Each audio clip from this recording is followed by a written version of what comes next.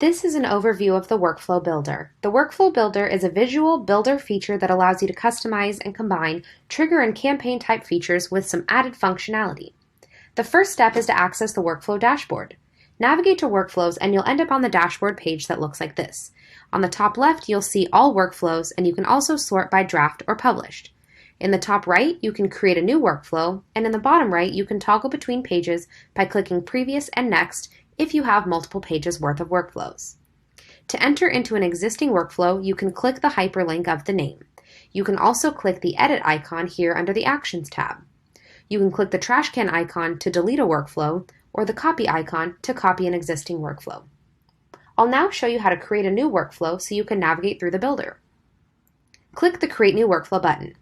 You'll be redirected to this page where you have three options to select from.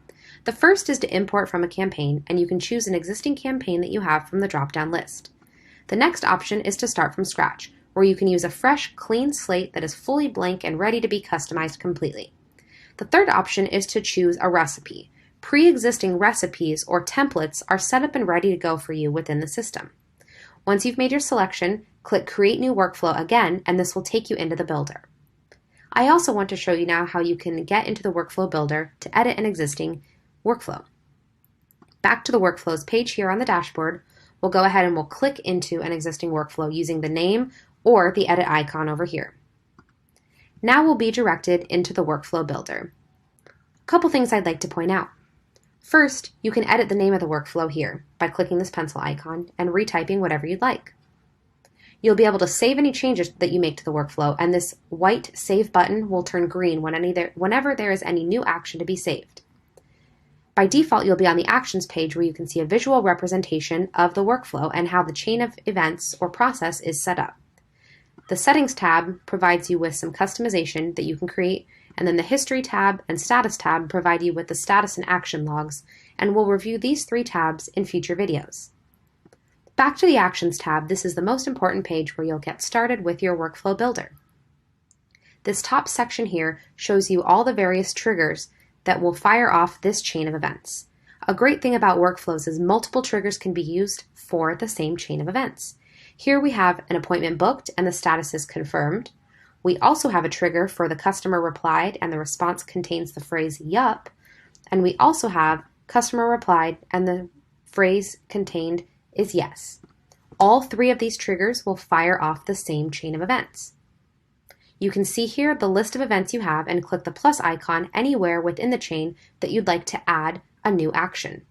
Here you'll see the list of actions you can add, such as sending an email or an SMS, a manual call, adding or removing a tag, and more. Many of these you may have seen within the triggers or campaign section of your system already.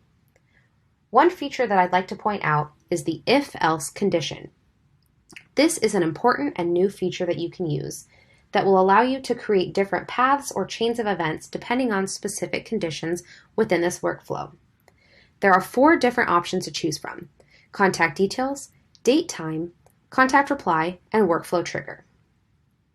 Perhaps you want to set it up so that based on a certain standard field within the contact details, such as their company name containing a certain word or their phone number containing a specific area code or something like that, you could specify that the person would go down this path or that path within the workflow.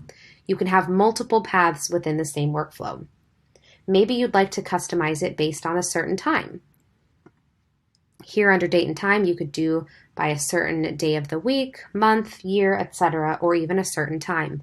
And again, the person would either go down this path or that path within the workflow.